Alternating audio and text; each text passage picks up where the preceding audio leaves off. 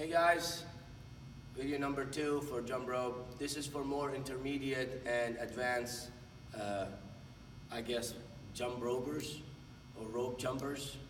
We're gonna do the high knees, the crisscross, and the double jump in this. I did mention that I'm gonna use the other one for the advanced tricks.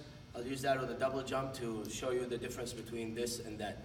But I'm gonna continue with that. If you haven't seen our first video on how to jump rope for beginners, I'm gonna put a link for it in here. So if you're fresh, I highly recommend that you go watch that video first.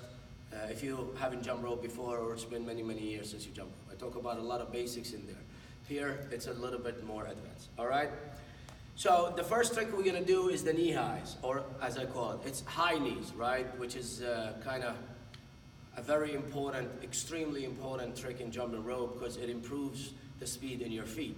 And for a fighter, if you're jumping rope to improve your fighting skills, this is one of those tricks that you want to drill a lot. So here it is. Here it goes.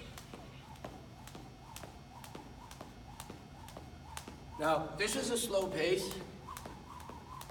Obviously, as you improve, you want to increase it, right? And again, remember, your heels are the enemy. You don't want to press. You don't want to land on your heels. You always want to have your ankles engaged. This is the trick from the side.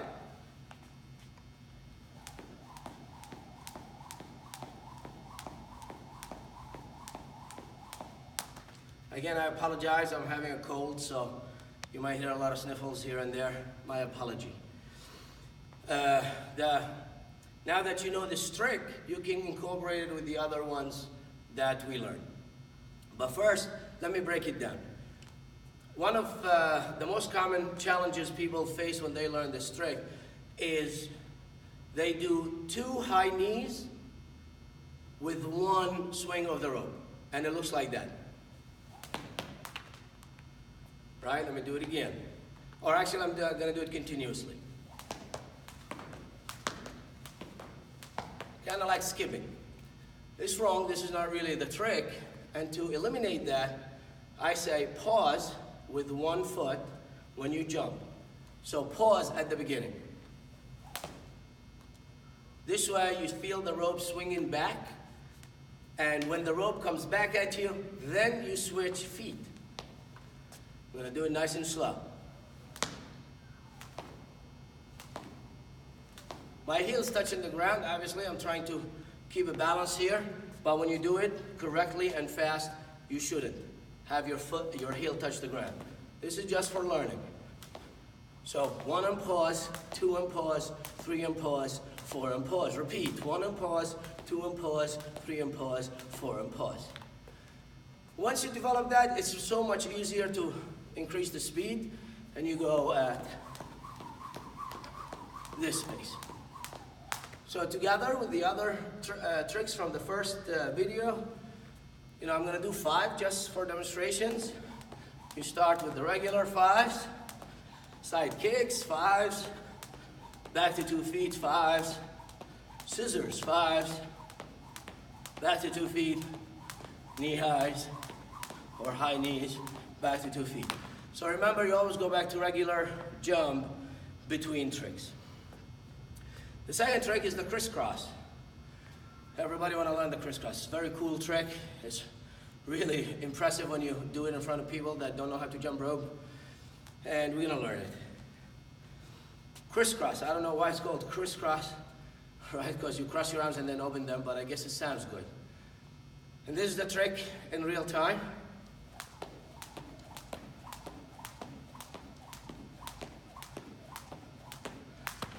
Now, I always say, if you're a righty, make sure your left hand goes over your right hand, not the other way around. For some reason, it works better this way. Left hand on top of the right hand. And we do it from the side, then we'll break it down.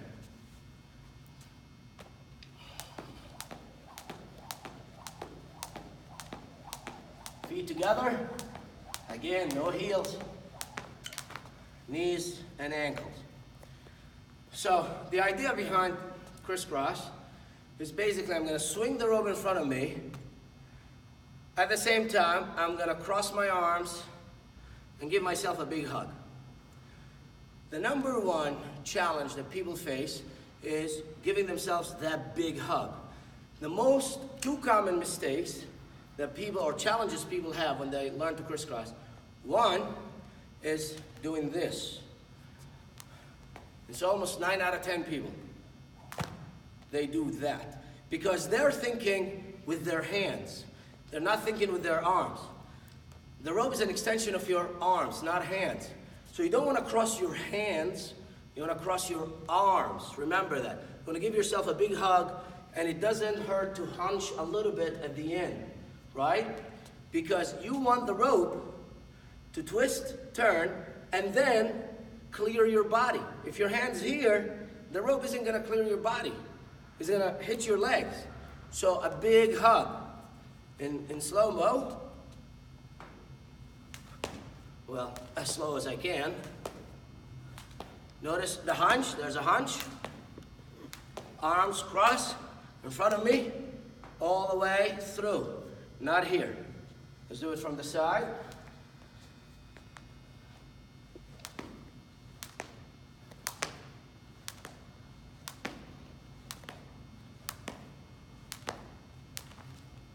Cool? So if you're righty, left on top of right. If you're righty, right on top of left. Arms all the way through. So your elbows almost touching each other. Hunch forward, and make sure the rope clears your body. Cool? The second common mistake that people do is that quick. Because some people, have very fast thought processing in their head, and they go like this. They close their arms and open them with one jump, because they think the crisscross is 2 moves with the hand and 1 jump, which is not the case. It's 2 jumps, 2 moves of the arms. So this is what I'm talking about. It's hard to demonstrate. This is what it looks like, kind of. It's very common. The solution to that is, again, cross your arms and hold. Pause. This way, you'll process the thought of your arms have to cross your body for the first jump, and then when the rope comes around over your head, you can open your arms for the second jump. So remember, crisscross is 2 jumps, not 1.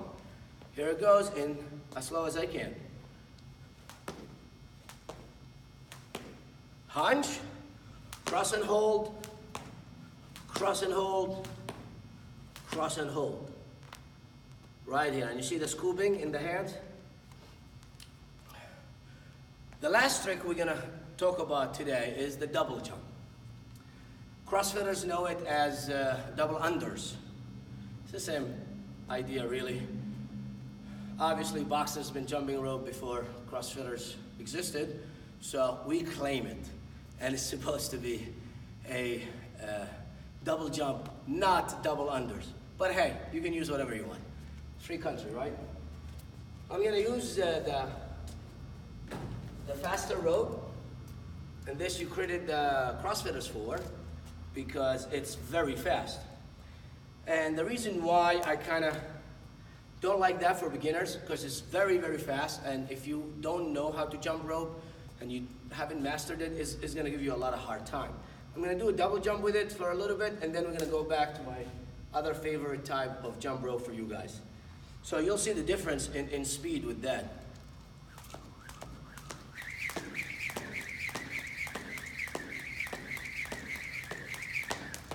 I call that a triple jump rope, really, because if you're trying to do triple jumps when you're that badass, I recommend you go with that.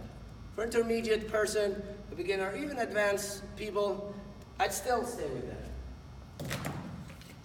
So we're gonna continue the jump with this. The double jump, the double under.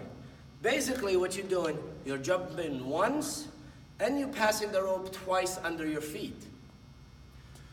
The higher the jump, the easier it's gonna be. It's the probably hardest trick to learn, but when you get it, it's amazing. We do have here at the Beast Factory, we have a challenge board, and everybody competes in order to be on the board. If you're under 22, you have to have a 100 double jumps interrupted.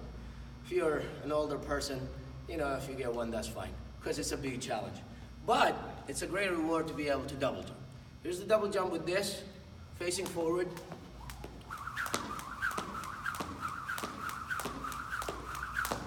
Sideways. Focus on my hand action this time.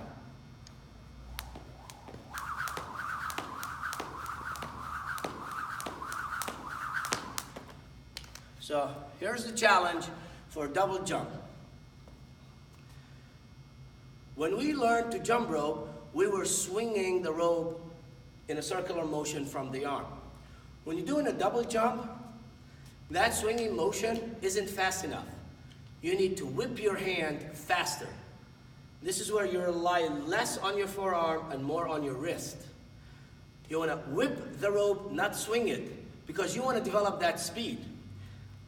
The biggest challenge is when people do that, they exaggerate with their arm motion and they go like that.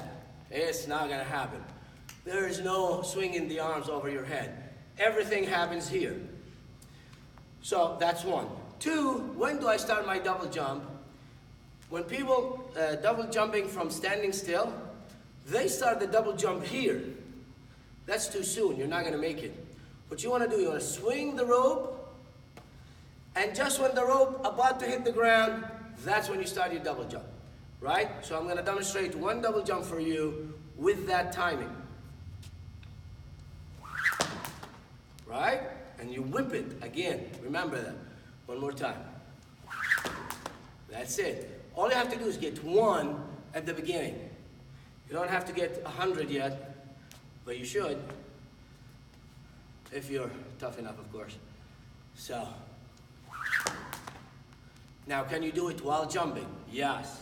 So I start regular jumps, just regular jumps, and then I can do the double jump from there. One more time. Again, the rope has to pass your head and almost hit your feet before you start your double jump. And you take it from there. Now, once you can do that double jump, there's a technique to build up on 2 or 3 double jumps. You can either do this, double jump and then go back to singles. I'm not a big fan of this. You can try to do double jumps back to back to back. And for that, you have to come to jump off the ground as soon as you land. You can't jump and flatten your feet. Too much time would pass. So, as soon as your feet touch the ground, jump back up. Got it? I hope I didn't pass the 15-minute limit by YouTube, and I hope this was clear enough. Thank you for watching. Visit Shrem's Academy's YouTube channel. We got a few other instructional videos about boxing technique. Like and subscribe, and write down your questions. If you have any questions, I'll be more than happy to answer all your questions. Thank you and take care.